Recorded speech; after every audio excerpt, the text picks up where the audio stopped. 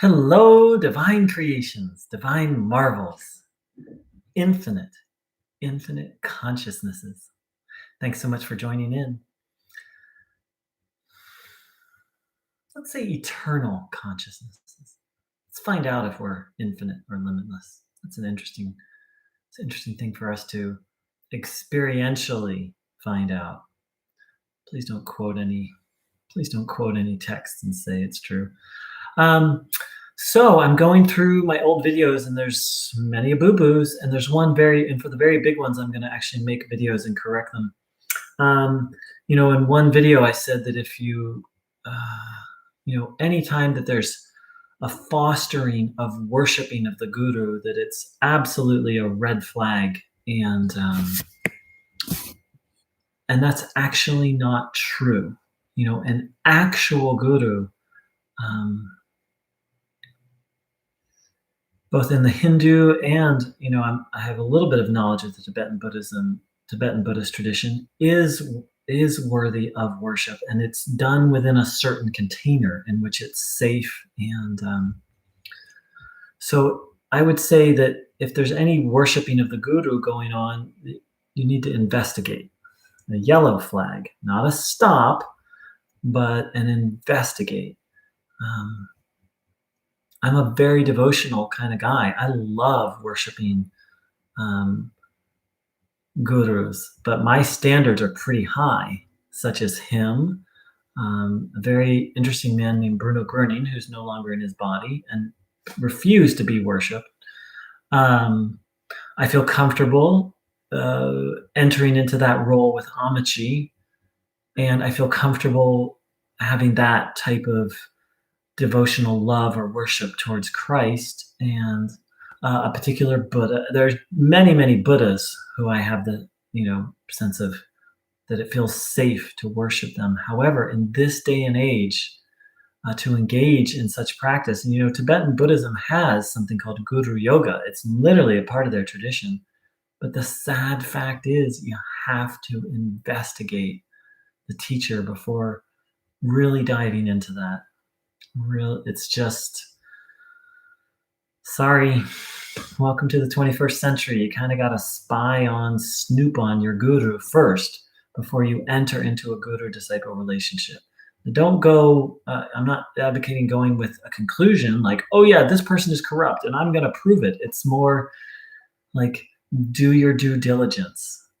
And obviously I found this out the hard way. I was 23 years young, and I met a spiritual teacher who just radiated energy. Boom. I showed up at this person's center. Actually, it was Leonard Orr. I'm comfortable saying that. I showed up at their center, and even just driving there, I talked to him on the phone once or twice. Nothing special, but driving to the center, I had this feeling like, wow, I'm going home. Like, that's weird. The moment I walked into they had a separate guest house. The moment I walked in, this energy came over me. And I was like, wow, I never felt anything like that. And that night, I stayed up meditating quite some time. And when I woke up, I was a completely different person. I was changed. And, when I finally went to meet with, like, I became a different person overnight. And I went to meet with Leonard Orr the next day and, started talking. And then before I knew it, I just kind of surrendered to him. I was like, I was planning for coming for 2 weeks, but how long do you think I should stay? Because I had the thought that all these things, the feeling as I was driving there, the energy as I walked into the guest quarters, and then this complete transformation of personality. Like, I literally went to bed one person and came up the other.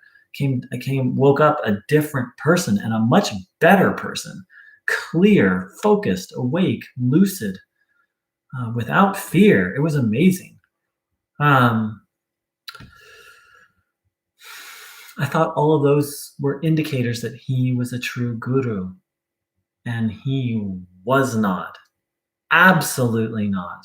One of the biggest mistakes of my life. Of course, it was a huge learning opportunity.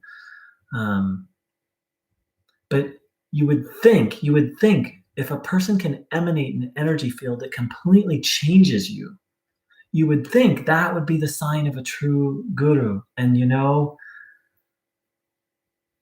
it isn't. That isn't enough.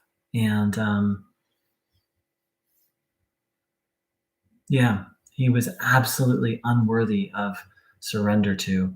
And the only teacher I'm aware of that has any popularity that if someone said you have to surrender to a guru, of all the teachers I've met, I've only met one who's worthy of, actually two. One, Amachi. Like if I felt like I had to, I would probably surrender to her.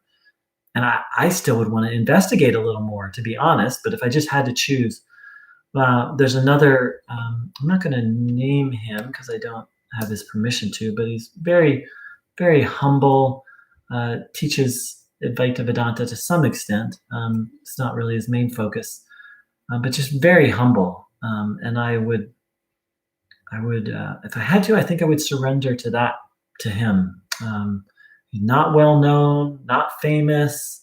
I'm sure there are thousands of teachers out there like this person I know personally who are worthy of surrender.